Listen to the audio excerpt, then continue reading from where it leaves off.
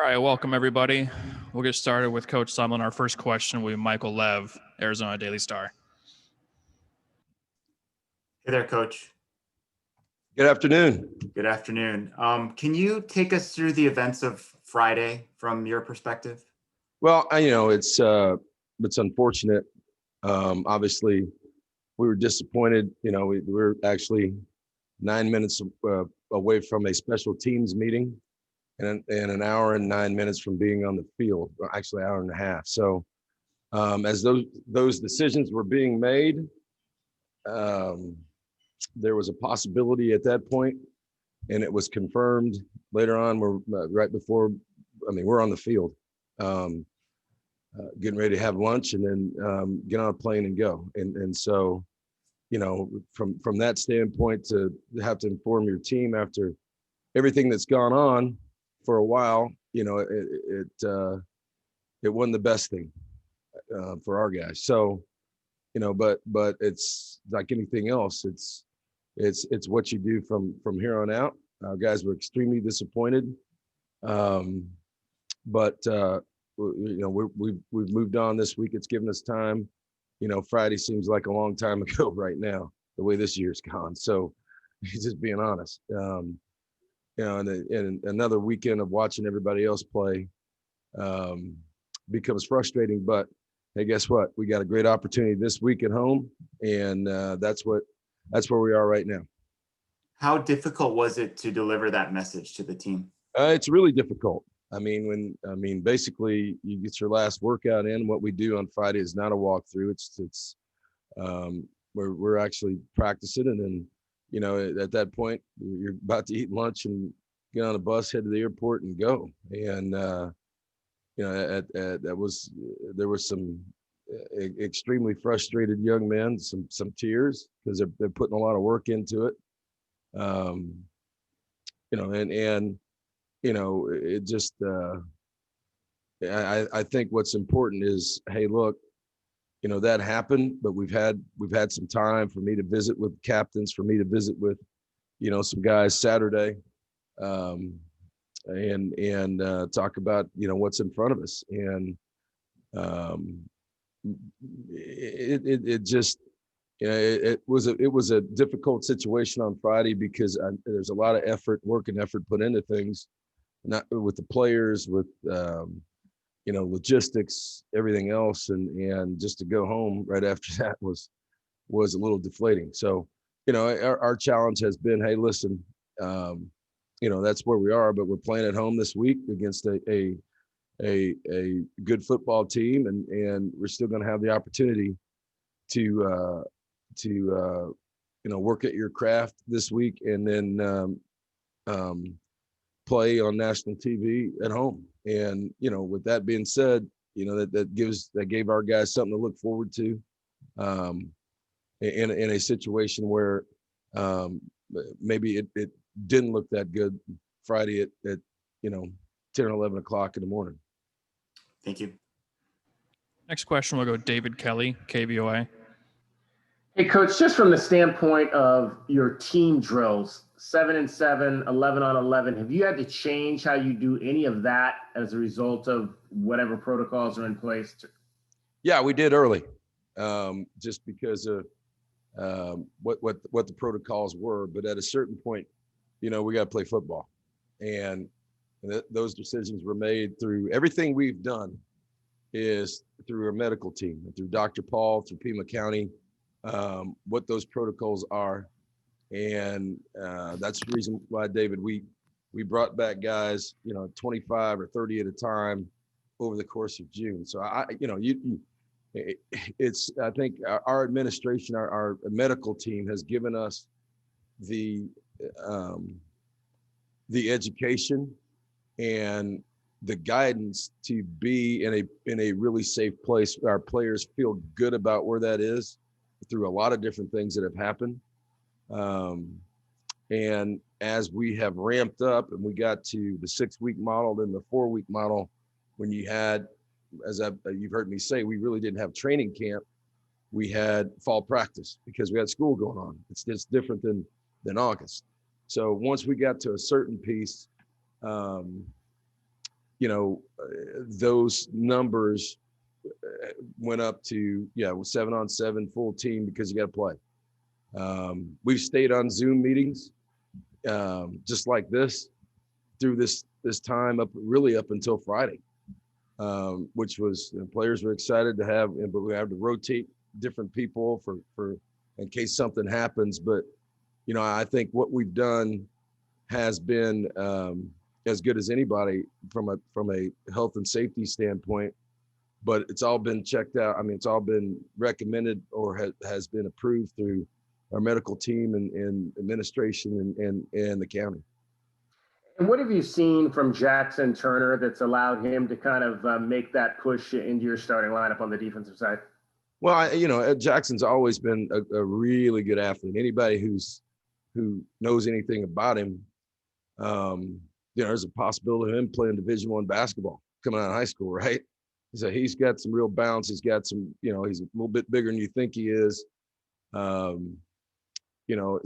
that whole piece is who he's a really good athlete, but hadn't played a whole lot of football, but has continued to get better and understand the game a little bit more. So, that's part of growth, I think, because of his athleticism and the things he's done on the basketball court. Now playing in secondary, to see things and understand things, it takes some time, but I think he's picked it up. I think he's done a nice job with doing the extra things, putting in the film study, because athletically, he can, particularly, as he can play the safety positions, but when you're looking for, in our situation, a guy that can play those positions and also be a bigger nickel that can handle a tight end, can handle some other people.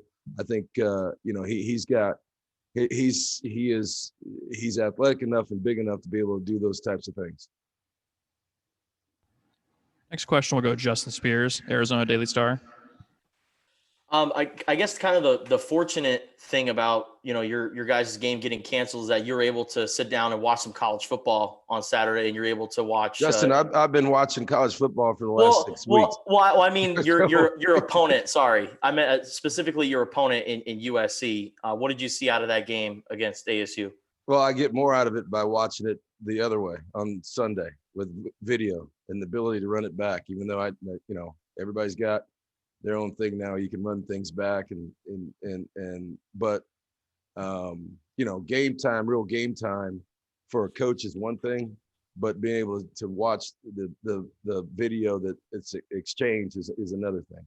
So I mean, at that point it's there are a lot of games on, right? So you're recording a lot of things, you get to watch a lot of football, but we've been watching football for 6 weeks. And our opponent was on, and we visited with coaches and players at 8:30 in the morning, knowing that game would be on at 10, and to give them an opportunity to watch and players to watch it as well.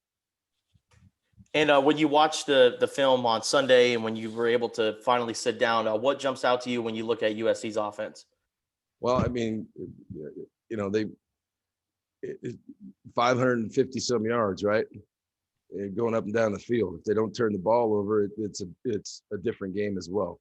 We give Arizona State, give them credit. They've forced some turnovers. Got a young quarterback that is playing at a high level. We got 4 receivers that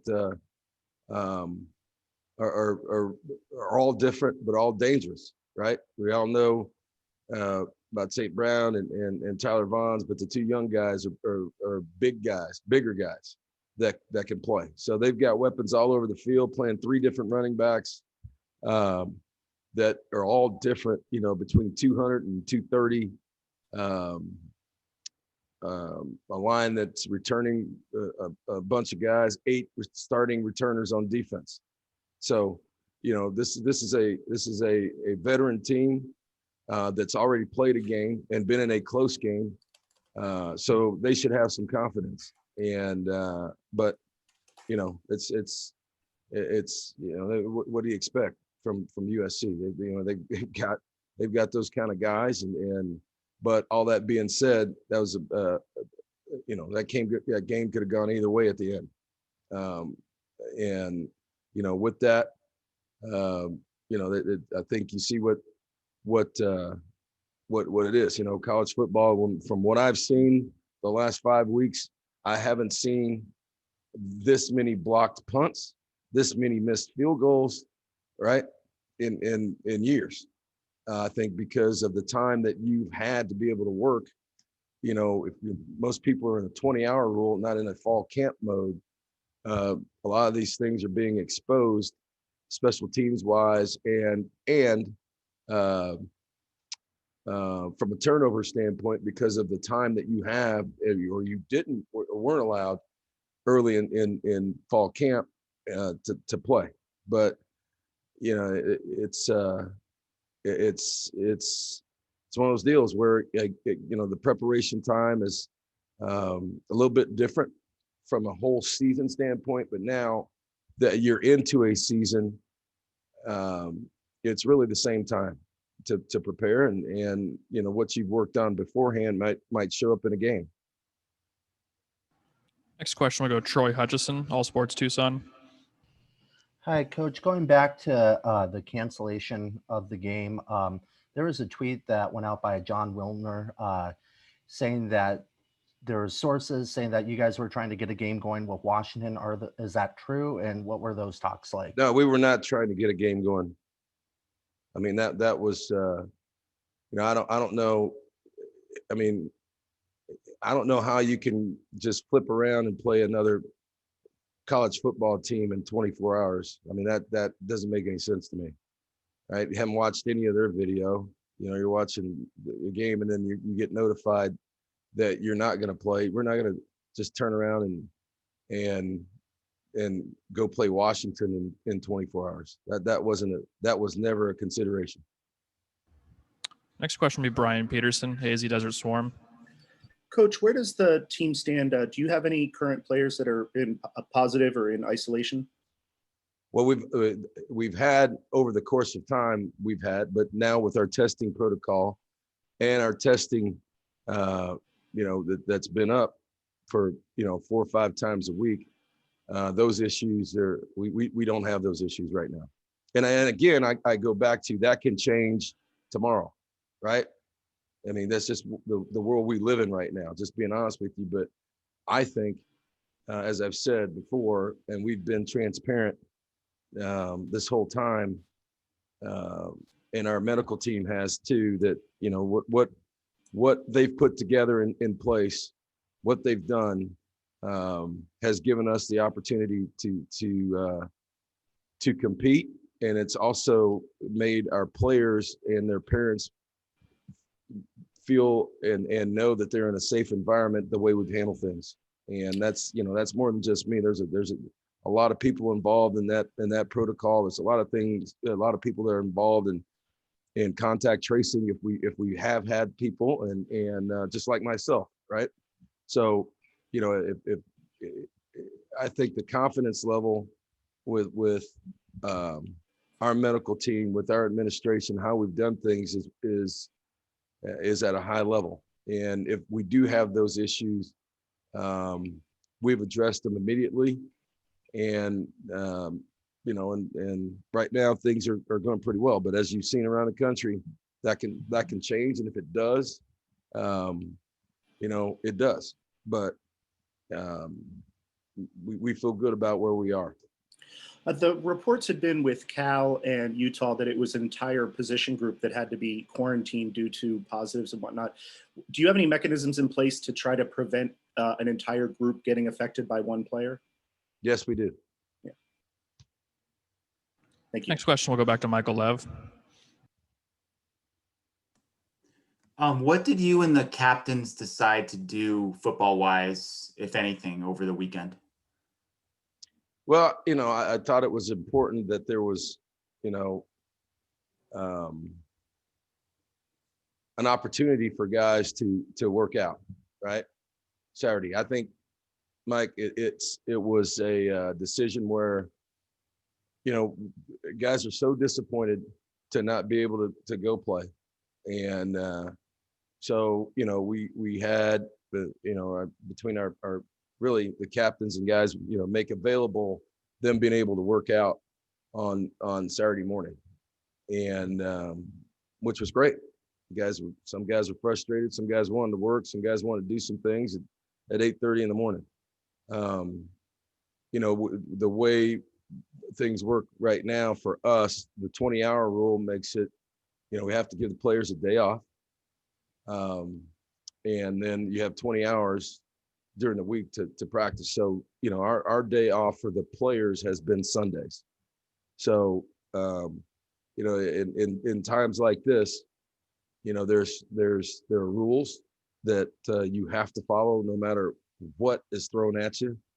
And then there's also, a routine factor, I think, that becomes important. Once you upset the apple cart one way, what does that look like the next week, right? And so your ability to move on, to me, it became important. So Sunday was our day off. Guys came in with the captains and worked out on Saturday morning, and then we're back at it this afternoon. When you say workout, I assume that means weightlifting. Yeah, I mean, it's good, but I thought it was more important that from the captain standpoint, they're like, hey, we want to get together, we want to do this. And let's be honest, everybody had planned not to be here anyway Saturday morning, right? The guys were so. It wasn't like they had a bunch of family or anybody in town. So that that you work at your craft, and they got guys together, and I thought it was important for them to talk as captains and teammates to the other players, just like through this whole thing. So yeah, I think it, in times like this, there can be positives that come out of it, right? There can be situations where guys are now, frustration is one thing, but all right, the communication level can be better from players to players than just coaches to players with things like this. And then the communication back with feedback of where guys really stand, I think becomes important. And as I told those guys, and we've talked to a couple different guys, but the big thing to me was, it's, what now, right? This has happened and we're not happy, but now what, right? And that's where leadership from the top, from us as coaches, from everything else, but also within the team can be important, not can be, is important in a situation like this, where, you put a lot of things into something you're not playing. Sure. One quick depth chart related question for you. Keon Bars is someone who, I don't think his name's really come up much in any of our interviews here, but he's, made the first team, showed flashes last year. What do you see for him in the present and the future? Well, I think I've brought him up, earlier in this year. So, he's, we saw flashes last year. I think, he's a year later, it's hard for a D lineman to be playing as a freshman. And we've had to play a lot of them. He's extremely athletic. I think he was a player of the year in his conference. So he's been a good player in high school. Just because he wasn't a 4 or 5 star player didn't mean he was the best player in his league. So that, which gets me on a whole nother tangent, but this guy can play football. And now that he's 290 something, I think, he was always, he came in here around 280, but it was a little baby fat on him. And then he's worked really hard with Coach B. He's explosive. He saw flashes last year as a freshman because he's got that quickness, because he's that power. And I think a year into this thing, what he's done in the weight room and training wise, I think he can be a really good player and a Sunday player. Thank you. Next question will go Jay Gonzalez, Fox Sports 1450. Coach, just real quick, when did you find out that there was a problem at Utah that might lead to the game being canceled? And do you think there should be any kind of, rule or notification requirement if there's a situation that might lead to a cancellation, so that you're not, getting ready to leave and find out you're not leaving? Yeah, I mean, I just covered that first question, right? I told you 9 minutes before, actually 9 minutes before our special teams meeting, which would be 9:51. Right, but I thought that was when you were told the game was canceled. But did you No, know? that's when I told there was a possibility. Oh, okay. Right. So, And then during the next hour or so, hour and a half or so, then that's when we learned. So, okay. I'd say this. I think that, that our testing programs and what we have in place obviously have helped. But, in most of these situations, and a lot of these situations, I think it should come down to what medical people deem is the right thing to do, if the game's playable or not. And I'll just leave it at that. But in terms of being notified, 10 games were canceled last week at various points during the week. Should there be some sort of a requirement that, if on Thursday you think something's happening, that the other team finds out, or so that you're not surprised? Obviously we had the worst. They knew. Obviously we had the worst scenario that Right. can happen, right? And so, as I said, what I would say is, I think in situations like this, and across, just from our experience, that these decisions should be medical decisions. Okay. We have time for one more question for Coach, and we'll go to Rich Herrera, Wildcats Radio 1290. Thank you very much. Good afternoon, Coach. To help preview for the USC game, can you share with us what you saw and your thoughts and impressions of the USC defense and what Grant's going to see on Saturday? Yeah, I like I said earlier, I said you got 8 returning starters on defense, right? So guys that have played a lot of football, and it's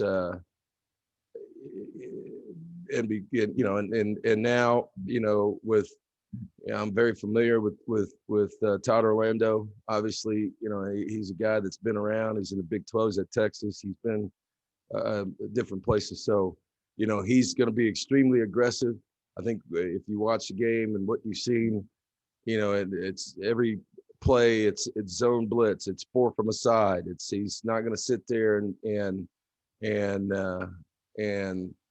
just stay in. I think what was important, what we saw is, against in the game Saturday, he's moved a little bit from more of a he's been a 3-down guy to some 4-down stuff, but it's still going to be a pressure defense. And whether it's zone pressure or man pressure, it's pressure. That's who he is. And it doesn't have to be, when you say pressure and blitzing, for some guys, it's what is that? Is that 5-man pressure? Most of it is not 6-man or not playing man. It's a lot of zone pressure. So, their defense is they've got veteran players and a veteran defense coordinator that is going to bring it. They faced a young quarterback last week and brought it. So they got another young one this week, and I don't think that's going to change for him, right? Thank you very much, Coach. Thank you, everybody. That's all the time we have today. We'll be back tomorrow with our student athlete availability.